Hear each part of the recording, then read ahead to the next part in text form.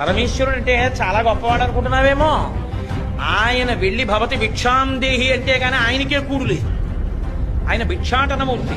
అన్నపూర్ణమ్మ దగ్గరికి వెళ్ళి భవతి భిక్షాందేహి అని నిలబడితే అన్నపూర్ణమ్మ గరిటితో వడ్డిస్తూ ఉంటుంది.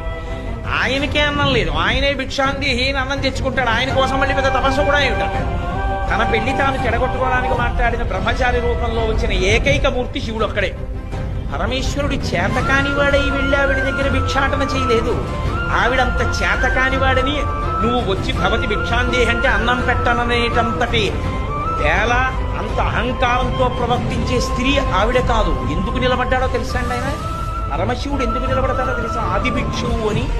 లోకంలో ఎప్పుడు ఎక్కడ ఎవరికి ఏది కావాలన్నా కదలికలన్నీ ఆవిడే ఇవ్వాలి.